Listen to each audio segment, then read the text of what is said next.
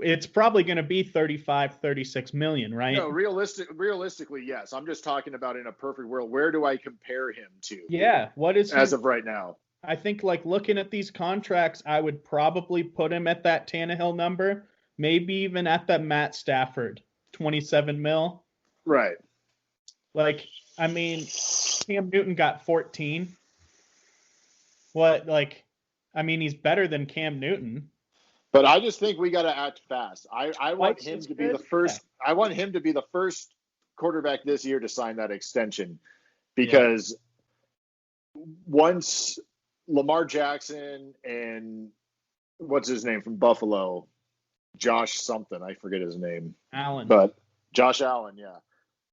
If those guys sign those extensions first, now he's got I don't want this to be a long overdue negotiation thing going into camp and all this crap. I'd rather just get him now, because that cap's going to go up. And at some point, I think we'll be looking at a bargain. I think right now we should be working on Baker's contract. I think we should have it ready to sign in May, and I hope that he signs it. So I don't know if Baker ends up signing it, because I think we will kind of lowball Baker in a way, because I think Baker in his head is like, you know what, I made the playoffs last year. I turned this franchise around. Like, in thinking about contract negotiations, that's worth something. Yeah. Worth something. And that's something that, Dak can't say. And, a lot of these other guys can't say, and they're making that money. And so I don't know. To me, I think it would be better for Baker to hold out to get a little more money, especially if it's like, if he wants to bet on himself, which don't tell me Baker does not want to bet on himself. He signs that 5th-year option. He goes out there and balls out, gets a Pro Bowl, maybe AFC championship win. That's where the Browns are in trouble, though. Because that cap is going to go up next year. This is a weird year where if you look around the whole spectrum, just in free agency, guys are not getting paid a whole lot. You could see Cleveland coming to Baker and saying, hey, we want to do you right. I think we should sign this deal next year when the cap explodes, right? Because it's going to feel like an explosion of money. But they shouldn't say that. They shouldn't say that, though. That would be stupid. I mean, if you are the type of guy, I think, and Andrew Berry. I'm going in this like I'm management, and I'm trying to get everybody is. Anytime you buy anything, even if you're at the grocery store, you are trying to get the best possible deal for you, the buyer. And if I'm doing it, sure, it looks like, Baker's not in that ballpark. You're going to have to worry about all the talking heads dissecting the contract and saying he's not in the league of these guys. But the cap's going to go up, and it's going to go up a lot. Yeah.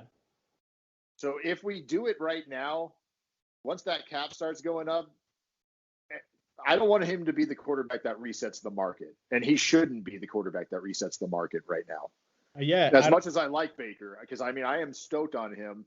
I still stand pat that I think long-term he's going to be better than Josh Allen, and he's going to be better than Lamar Jackson. I say that because I don't think if we took one of those two guys, number 1 overall in 2018, I think they are both already labeled as busts, and we are in the market for a quarterback this year because those guys came into good situations. The Ravens built an entire offense to Lamar Jackson's strengths.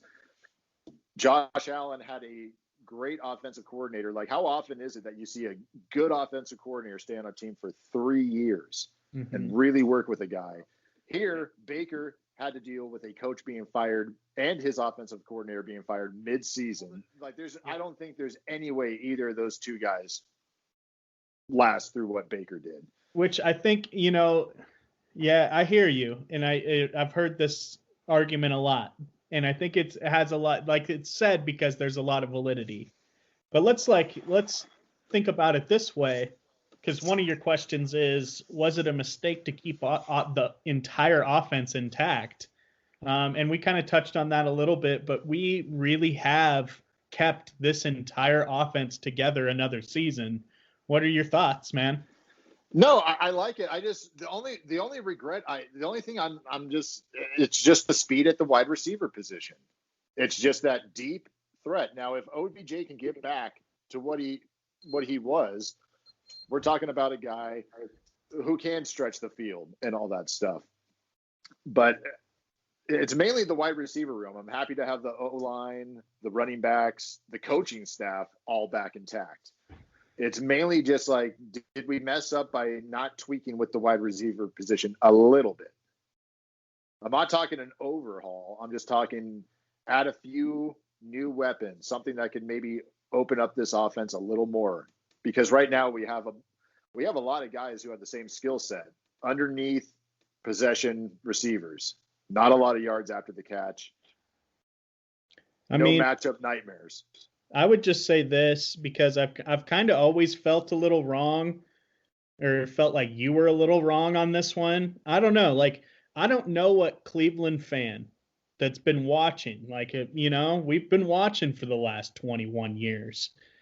You saying that this consistency is even possibly a mistake, like, makes me want to vomit a little bit, because watching an entire new offense just about every single year, man, I don't know if we have ever kept an offense intact like we did this year.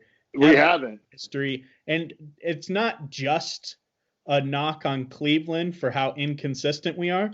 I don't see it across the league happening in too many places except some of these playoff teams, right? Like, when we look at Kansas City, that even though they did bring in a few guys last year, like, I mean, you're going to have a tweak on the offensive line. You're going to have a new receiver. You're going to have a different running back or a tight end. Somewhere, some positions different.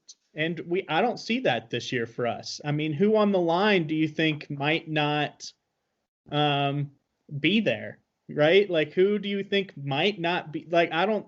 The only person I see as a potential being in danger would be J.C. Tretter.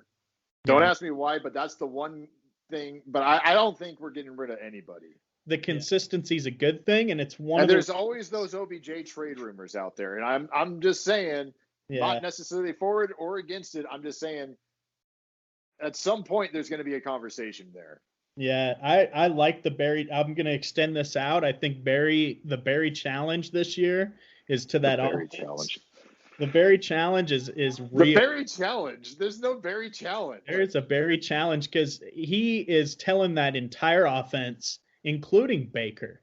Like, I could see Barry only wanting to do the 5th-year option. And, like, it might be better for Baker to take that 5th-year option because of the Barry challenge. I'm almost positive. The Barry challenge. It sounds like an invitational competition. You know what I mean? For a golf club. That there was reports of a Barry challenge before the offseason even started.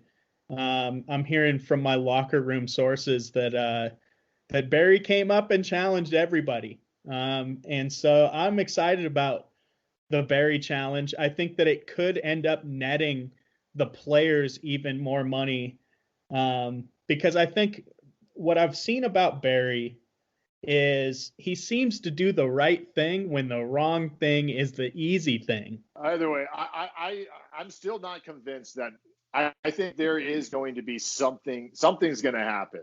I'm convinced. That's my prediction this year. But by the time week 1 comes, there will be one tweak in that wide receiver room. I don't know. I don't think that that's necessarily true, except I don't think Hodge is winning that position over Higgins next year. I don't think that's the thing, is just like, and I feel DPJ also did enough to where I think he's earned the right to get more snaps, to get more looks and get on the field more. Yeah, it almost makes me feel like we should be cycling out OBJ and Landry at times to get everybody looks, considering that we have those 2 tight end sets that we play. And you see, that's the issue. We're paying about $35 million for those 2 right there. It's just like the defensive line, man. Like, these guys cycle out. We're paying Myles Garrett a hell of a lot more. and we cycle him out of games all the time. I remember being like, why is he on the sideline on third down? But at the same time, you also have to realize that, like, if we want these guys to play at a high level and, maybe cut down on the injuries, sometimes we're just going to have to lose them on some plays. And I think putting Higgins and DPJ out there, I feel just as confident, to be honest, as I do with having OBJ and Landry out there. And you see, and if that's the situation, and I'm sure they possibly feel that way too, why are we paying $35 million for these two guys? Because when you're an analytics cap savvy driven front office. Because this is why. Because when Higgins and DPJ go line up out there and Landry and OBJ are on the sideline, I'm confident that our offense can succeed in scoring a touchdown. But when OBJ and Landry are out, it turns your offense into that next gear. And it's something that I loved about when we got OBJ, because our offense has a next gear that Baker likes to play with at times. With OBJ on the field, though, I have never seen a next gear with OBJ on the field. And that's not a shot at him. That's not a shot at Baker. Are you kidding me? It's evident. Man, we're Dallas. To the next level. Just leaving Dallas there, and I am done with this conversation. You cannot. So Dallas's defense is so pathetic that they can't freaking push OBJ out of bounds when they were right there. I hear you. The Dallas defense was terrible in that game, but I don't care. Watching that offense, the way that it was constructed was amazing, and that was the day that I was like, these guys understand this offense. They do, because this is I strongly disagree. I strongly disagree with that. I don't think they understood that offense at all. I think Dallas's defense was just god awful. All right. And so was our defense, but Dallas's defense was just that much worse than our defense in that game. The offense really clicked. And I'm not saying this to freaking do an aha thing, but after Baker threw an interception in Cincinnati and OBJ freaking got hurt, that's when the offense woke up. That's what everybody's saying, but I don't believe That's because that's what happened. Our offense in Dallas connected in a way it had never connected. Because we were playing against a JV high school football team's defense. That was the worst defensive effort I saw all year by Dallas. No. What OBJ did in that game was... It was amazing. But it doesn't mean the offense is awake. It just means he was feeling it. And that defense had a roller coaster season. Definitely... Dallas's? Whose defense? Our defense or Dallas's? No, Dallas's. Dallas. They didn't have a roller coaster season. They had a freaking train come off the track season. That defense was pathetic. I would put it more on the lines of Seattle's defense. Did you see what Seattle's defense did? They were like epically bad for like half the season.